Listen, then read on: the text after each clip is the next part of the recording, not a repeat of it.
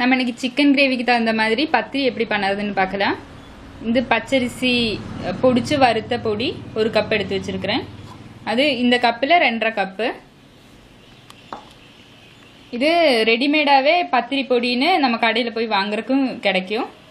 அப்புறம் தேங்காய் எண்ணெய், அதாவது 1 கப்பு எவ்வளோ மாவு எடுத்துருக்குறோன்னா அது 1 கப்புக்கு 1/2 ஸ்பூன் எண்ணெய், அப்புறம் தேவையான அளவு உப்பு, தேவையான அளவு தண்ணி. 1 கப்புக்கு 1 கப்பு அளவு தண்ணி எடுக்கணும்.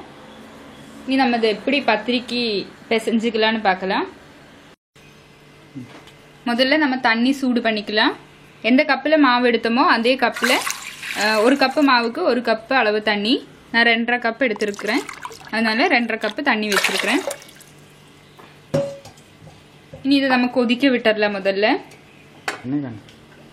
இது கொதிக்கிறதுக்கு முன்னாடி நம்ம இந்த தேங்காய் எண்ணெய் இதில் சேர்த்துக்கலாம்.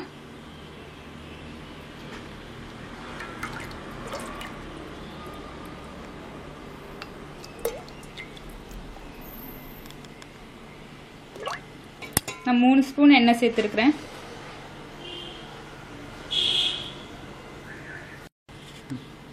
எண்ணெய் சேர்த்தாச்சு. நீ நம்ம மாவுக்கு தகுந்த மாதிரி உப்பு இதுலேயே சேர்த்துக்கலாம்.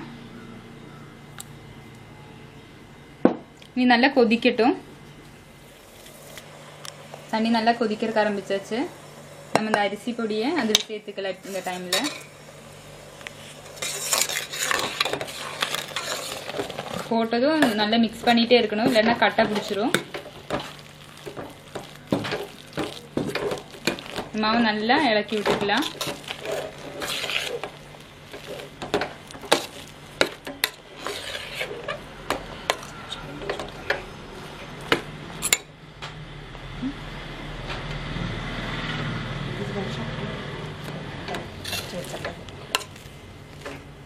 நம்ம ஃப்ளேம் ஆஃப் பண்ணதுக்கப்புறம் ஒரு 5 நிமிஷம் நல்லா மூடி வச்சுக்கலாம்.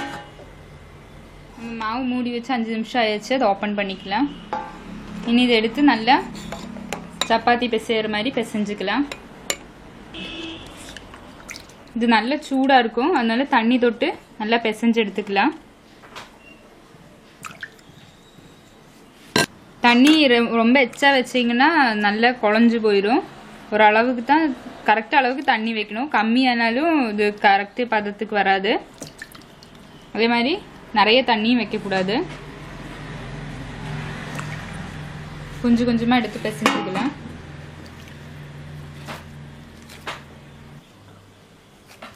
நல்லா சூடு இருக்கும், பார்த்து மெதுவாக பிசைஞ்சா போதும்.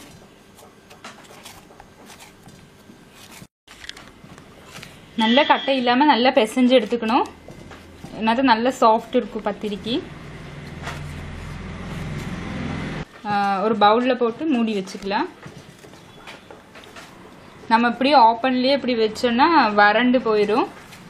அப்போ நம்ம சுடும்போது அது டேஸ்ட்டும் இருக்காது, விண்டு விண்டு போயிடும். இந்த அளவுக்கு நம்ம பால் பிடிச்சி வச்சுக்கலாம். முதல்ல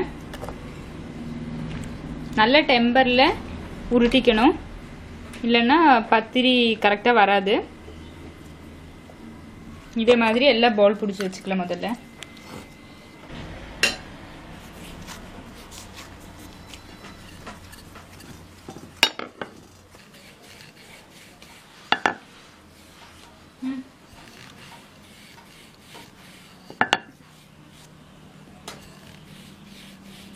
மாதிரி பத்திரிவை ரவுண்டாக பரத்தி எடுத்துக்கலாம்.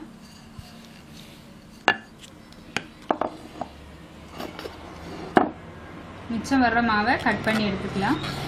அப்போ கரெக்ட் ரவுண்டு கிடைக்கும். இது நம்ம போட்டு சுட்டு நல்லா சூடாயிடுச்சு. எண்ணெயெல்லாம் சேர்க்க வேண்டாம், இப்படியே போட்டு சுட்டு எடுத்தா போதும்.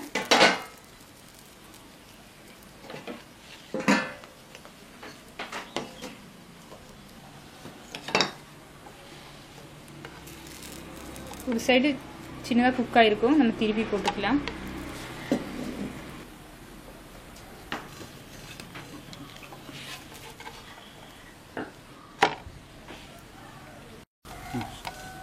குக்காய் வருது. இந்த பத்திரி சிக்கன் கிரேவி, மட்டன் இது கூட எல்லாம் நல்ல டேஸ்ட்டாக இருக்கும். ஒரு 2 நிமிஷம் நல்லா வேகணும். இல்லைன்னா உள்ளே குக் ஆகாது.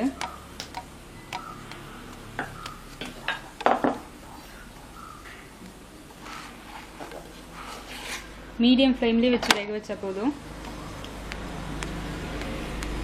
இது 2 சைடு குக் ஆயாச்சு. இது எடுத்து வேற பிளேட்டுக்கு சர்வ் பண்ணிக்கலாம். இது மாதிரி எல்லா பத்திரியும் நம்ம குக் பண்ணி எடுத்துக்கலாம். ஒரு 2 நிமிஷம் பத்திரி நல்லா வேகணும். இதே மாதிரி நம்ம எல்லாத்தையும் சுட்டு எடுத்துக்கலாம். இப்படி ப்ரெஸ்ஸிங் மிஷினில் பத்திரி பரத்தினா இன்னும் கரெக்டாக ரவுண்டாக வந்துக்கும். நம்ம சப்பாத்தி கல்லில் பரத்தும் போது விண்டு போயிடும். அதனால் இப்படி வேணாலும் இப்படி பண்ணால் கொஞ்சம் ஈஸி. கரெக்டாக ரவுண்டாக வந்திருக்குது. நல்லா நைஸாகவும் இருக்கும். இதே மாதிரி எல்லாத்தையும் பரத்தி சுட்டு எடுத்துக்கலாம். தோசைக்கல்லில் போட்டு சுட்டு எடுத்துக்கலாம். எண்ணெயெல்லாம் சேர்க்க வேண்டாம்.